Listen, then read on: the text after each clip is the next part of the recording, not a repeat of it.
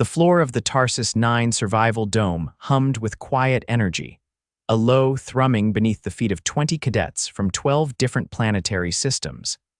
The ceiling shimmered with a translucent blue grid, filtering the harsh rays of a dying sun above.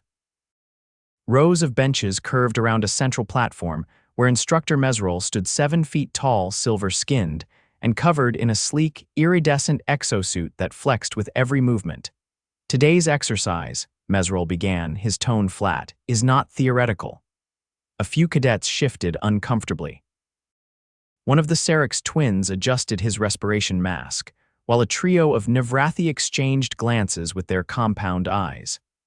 At the back, sitting with his arms crossed and a slight squint against the overhead glare, was the only human in the room. Victor Hale wasn't exactly a standout. His dark brown hair was unkempt, his gray uniform creased, and he had the permanent look of someone who had just woken up from a nap he didn't intend to take. But his eyes were alert, and he didn't fidget like the others. Mesrol stepped aside, revealing a holographic projection of a swirling electric storm. Purple tendrils arced through the clouds, lashing down toward a rocky surface. "This is an ion storm," Mesrol said. "It will reach this hemisphere in less than 1 rotation. You will be deployed to the surface and expected to survive for 2 hours." He paused as the room tensed. "Shelters are not included. You may use what you find." A hand went up slender, 3-fingered and glowing faintly blue. "Yes, Cadet Rava, survive how Instructor." "That level of ionization can melt armor." "That's the challenge," Mesrol replied. "Adapt or perish." Victor leaned forward slightly. "Is this a test or a punishment?" Mesrol turned to him, unreadable. "It is a lesson. You are dismissed to prep stations." Deployment in 10 minutes. The room emptied in a rush of bootfalls and hushed murmurs. Victor stayed behind for a moment, studying the storm projection. The arcs of energy reminded him of something buried in a high school textbook: static discharges across charged surfaces. He scratched his jaw. "Great," he muttered to himself. Lightning on steroids. The shuttle touched down with a hiss on the fractured plains of Caro's Delta. The sky overhead was an angry swirl of violet and black, already flickering with distant bursts of energy. The air was thin but breathable, and the temperature hovered just above freezing. Cadets scattered to find cover, some activating portable shields, others digging into supply kits for emergency shelters. Victor hopped out last, holding a small satchel and a folded collapsible tool rack. He walked a few meters away from the shuttle, scanning the terrain. Jagged metal formations jutted from the rock, ancient mining debris, half melted and pockmarked. He set his satchel down and pulled out a length of conductive cable, a multi-tool, and a pair of gloves. Behind him, a cadet called out, "What are you doing, Hale? There's no regulation shelter material out here." Victor didn't look up. "Not building a shelter, trying something else." He found a metal shaft protruding from the ground, a broken antenna from an old relay tower. It was at least 4 meters long, scorched but intact. He tested its stability. It wobbled but held upright. He uncoiled the cable and began fastening it to the base, wrapping it tight with metal clamps. Then he ran the line outward about 20 meters until he reached a cluster of rocks. There he dug into the soil with the multi-tool and buried the exposed end of the cable, packing it down with dirt and gravel. A small group had gathered nearby, watching. One of the Navrathi tilted its head. "You are making a stick lightning rod," Victor said, wiping his hands. "Grounds the current before it hits anything soft and squishy like me." "Primitive," Rava said, her tone skeptical. "Yeah, well, so is getting electrocuted. This'll buy me time." Mesrol's voice crackled through their comms, Stormfront arriving in 6 minutes. Final positions. Victor jogged back to the buried end of his line and crouched low behind the rocks. He opened the satchel and pulled out a mylar emergency blanket, draping it over himself and anchoring the edges with stones. The wind picked up. The first bolt struck a ridge to the west, sending sparks cascading into the air. The ground shook. The storm hit like a hammer. Bolts lashed down every few seconds, some striking dangerously close. One cadet's shield overloaded and shorted out, forcing him to dive into a crevice. Another was forced to abandon a makeshift tent when it caught fire from a nearby strike. Victor's lightning rod glowed faintly blue as the storm intensified. The air around it shimmered with static, and then crack an arc of energy slammed into the tip. The current snapped along the cable, down into the ground, where it dissipated harmlessly. Victor flinched at the sound, but the rocks held. He adjusted the blanket and stayed curled up, counting the seconds between flashes. Over the next hour, the rod took 7 direct hits. Each time, the discharge followed the path he'd laid out, sparing the area around him. Other cadets weren't so lucky. One had to be evacuated after suffering superficial burns. Another was found unconscious but breathing. Victor heard the screams over his comm feed. He tuned it out, focused on his breathing, and waited. The storm passed in a sudden lull, the sky clearing with unnatural speed. The ground was scorched in places, cracked and steaming. The shuttle returned and cadets limped aboard, some supported by peers. 2 were missing. Medics were dispatched. Victor climbed aboard last, his blanket folded under one arm, his face pale. Mesrel stood at the rear of the cabin, his arms crossed. "Report." Rava gestured toward Victor. He built a lightning rod. The storm was diverted. Mesrel looked at Victor. "You improvised?" "I remembered something from Earth. Franklin kites, all that. Figured it was worth a shot. You risked exposure to untested materials and unstable grounding." "Yeah," Victor said, voice hoarse, "but it worked." There was a pause, then Mesrel nodded once. "Debriefing at Station 12. You will explain the method." Victor blinked. "I'm not an engineer. You are now." At the debriefing, Victor stood in front of a projection screen, his hands still trembling slightly from the adrenaline crash. His voice was steady, though. "I used a metal rod to attract the lightning, then grounded it with a buried cable to dissipate the charge. It's not perfect. If the ground had been saturated with water or the metal had been cracked, it might have backfired." Rover raised a hand. "Why didn't you build a shield like the rest of us?" "Because I don't have one, and I didn't trust the ones we were given to hold up. I figured the storm would find the tallest object and hit that, so I made sure it wasn't me." Mesrel circled the room slowly. "This was not a test of knowledge. It was a test of survival. Many of you relied on technology you did not understand. One cadet used instinct." Victor corrected him. "I used physics. Instinct guided you to use it," Victor shrugged. "I just really didn't want to die." Back in the barracks, Victor sat on his bunk, unwrapping a protein bar. His fingers were still sore from the cold, but he could move them. Across the room, Rava approached. "You weren't expected to succeed," she said. "Story of my life." She studied him for a moment. "Your method, it was effective, crude but effective." "Thanks, I guess." "Do you think it would work again?" Victor took a bite of the bar and chewed for a moment before answering. "Maybe, if the materials are right, if the ground's dry. If the rod's tall enough. It's not guaranteed, but it's better than nothing." She nodded. "I've never seen someone improvise like that during a survival trial." "Well," he said, stretching out on the bunk, "I'm from Indiana. We get tornadoes. You learn to make do." Rava tilted her head again, then turned and walked away. Victor stared at the ceiling, his mind still humming with residual voltage and the smell of ozone. The storm had passed, but the lesson stuck: adapt or perish. He hadn't planned to be a hero. He just didn't want to get fried, which, in his book, was a pretty good reason to learn fast. The med bay on Tarsis 9 wasn't built for comfort. It was all brushed metal and biofoam dispensers, with diagnostic panels that blinked too brightly and buzzed at different frequencies for different species. Victor lay on the second cot from the door, one leg propped up on a gel wedge and both hands wrapped in breathable flex band. The skin on his knuckles had cracked from exposure, and his left index finger had reddened where frostbite had just barely missed permanent damage. Across from him, a Karathi nurse adjusted a feed line into a translucent sack of rehydration gel. Her scaled hands moved with a grace that made Victor feel clumsy just watching. "I told them I was fine," he said, trying to sit up. "You stood in sub-zero wind shear for 2 hours wrapped in foil," she replied without turning.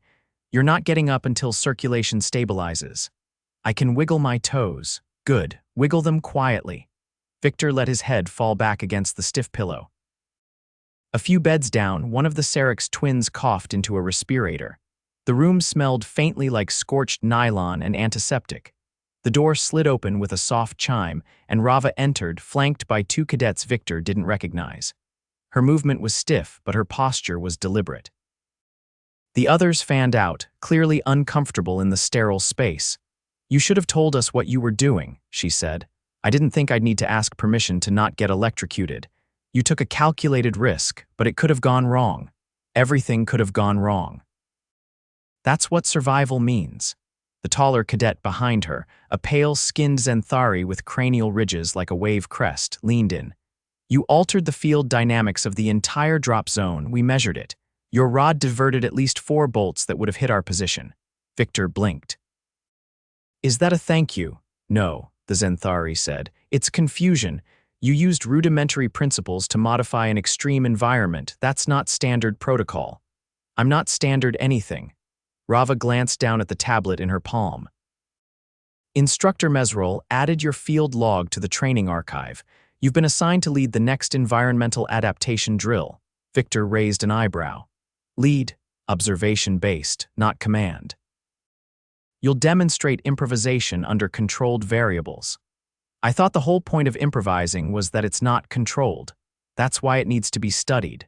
The nurse returned and began adjusting the thermoregulation patch on Victor's neck. He winced slightly. Rava's tone shifted. "You should know something else. The 2 cadets who collapsed, one of them had been trying to mimic your setup. They didn't understand grounding polarity." Victor sat up straighter despite the nurse's frown. "Were they hurt?" "They're stable, but the risk was noted." "Mesrol wants you to explain your logic explicitly, no assumptions." "I didn't think anyone would copy it. I just wanted to stay alive. Now others want to do the same. That makes you responsible." He looked away for a moment, then back at her. "Fine, I'll do the demo. But I'm not giving a lecture. I'll show them what I did, why it worked, and what could have killed me." Accepted.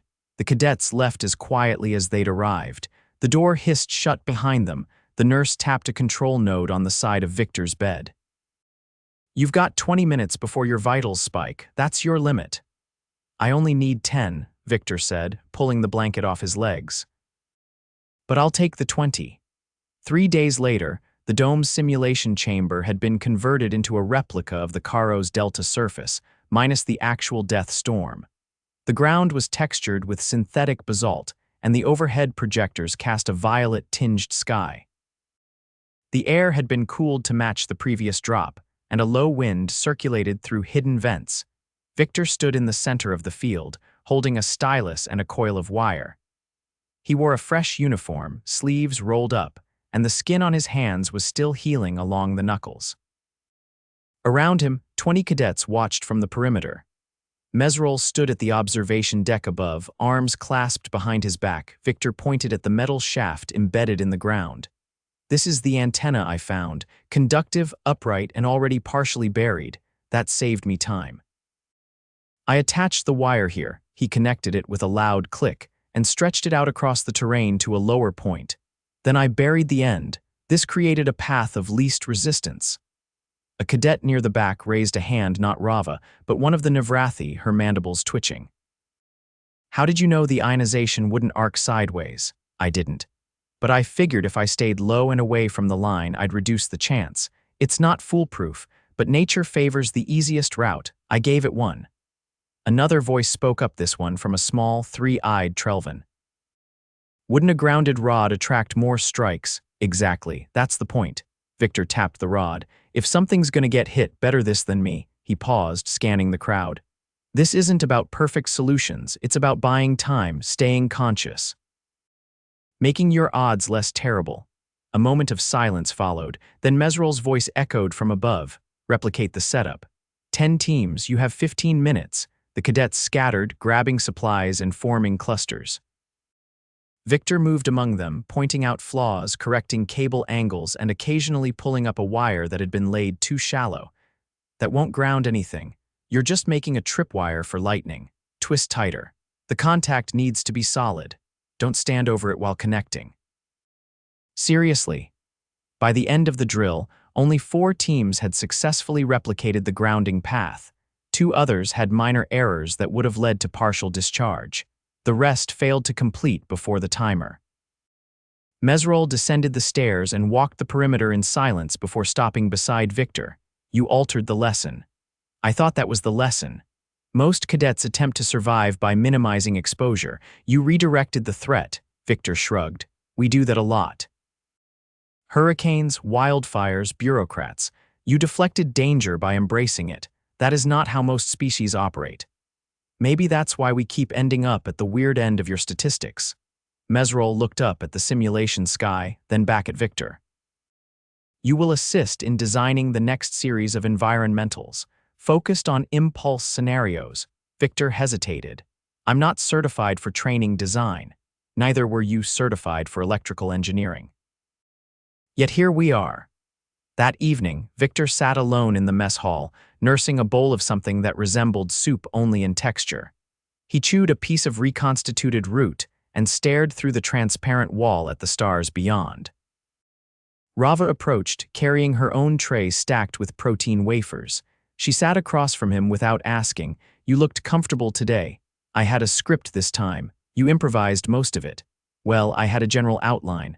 Why did you help the others?" "You could have just done your part and left them to figure it out." He stirred his soup. "Because next time it won't be a drill, and I don't want to be the only one walking away just because I got lucky once." She studied him for a moment, then broke a wafer in half and offered him a piece. He took it without a word. The silence stretched, not awkward, just full. "Finally," she said, "I reviewed your Earth survival archives. Your species has protocols for volcanoes, tsunamis, orbital debris, and something called Florida." "Yeah," Victor said, chewing, "we're great at surviving things we never should have gotten into in the first place." Rava smiled faintly. "It's inefficient. It's very human." Victor's fingers twitched against the cold metal of the diagnostic table as the last of the nerve conductivity sensors were peeled from his arms. The medical wing's rehabilitation chamber was quiet, save for the gentle chime of the vitals monitor updating every 8 seconds. The Karathi nurse, the same one from earlier, was focused on calibrating a handheld scanner, her tail flicking rhythmically behind her. He flexed his left hand again. "Still feels like someone stapled my knuckles together.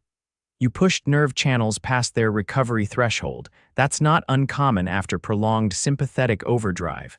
So, stress, acute, sustained, and human-specific." Victor sat up slowly, bracing his palm against the cool slab. "You know, back home they just say I had the shakes and tell me to eat a banana." The nurse didn't glance up. "Your species' dietary solutions are not considered best practice here. Can't argue with the results." "I'm still upright. Barely." He swung his legs off the table and reached for his boots, which had been placed neatly below. The left one had been modified with a slight gel insert to prevent further swelling. "So I'm cleared. You're not restricted," she corrected. "There's a difference. Try not to lose circulation again. You may not get another warning." He nodded and stood, testing his balance. His joints ached from the temperature spikes during the storm, and despite the hydration treatments, his skin still felt a size too small. But he could walk. He didn't head back to the barracks. Instead, he took the corridor that curved west toward the fabrication lab. The corridors of Tarsis 9 were designed for function, not aesthetics: matte walls, low ceilings, and signage that glowed faintly in 3 languages. Victor passed 2 Zenthari engineers arguing over a coolant algorithm, and a maintenance drone that chirped irritably as it had to reroute around him. Inside the lab, the air smelled faintly of synthetic resin and ozone. The space was mostly empty, save for a tall, hexagonal printer unit and Rava, who stood hunched over a projection table, scrolling through a structural lattice diagram. "Didn't think anyone else would be in here this late," Victor said, rubbing his thumb along the seam of his palm. Rava didn't look up. "You're not sleeping yet. Never said I was." She expanded the model with a flick of her hand. It resembled the ion rod he'd built, but with a triangulated base and a modular coil structure near the tip. "You're redesigning it." "I'm refining it," she said. "Your setup was effective but unstable. With proper anchoring and a voltage buffer, it could be made deployable." Victor leaned against the edge of the table. "You're turning it into equipment. It should be. Improvisation is only useful if it becomes replicable." "Funny." Back home, someone would have already tried selling it to hikers with a catchy name. She tilted her head. Like what? Zap stick or something equally terrible. Rava blinked slowly. Your culture has an odd relationship with danger. We monetize it. It's kind of our thing. He watched her hands move with deliberate precision, adjusting node spacing and rebalancing the grounding filament. I was thinking about the drill, Victor said. The part where the others tried to copy it and almost got themselves fried. That's on me. No, Rava said. It's on the assumption that survival is intuitive. You made a choice in the field. They tried to make a version of it without understanding the risk. But I wasn't thinking about anyone else when I built it. I just didn't want to die. That's why it worked. You were solving a problem, not proving a concept. Victor scratched at his temple. Still doesn't sit right. She paused, then dimmed the projection. Then make it right, she said. Help me stabilize the design. You know how it feels under pressure. I only know the numbers. They worked in silence for a while.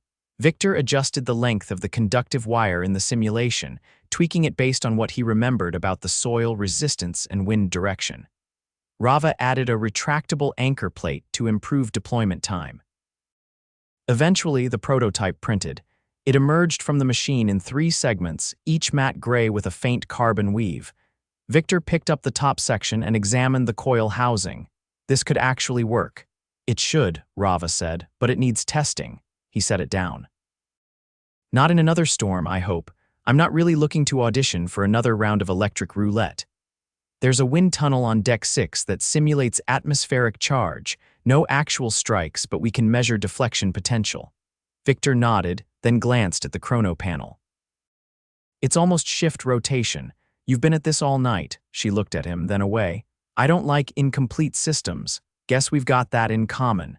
He helped her lift the prototype into a transport case. As they secured it, Rava hesitated. Why did you apply here? Tarsis 9 isn't a typical human assignment.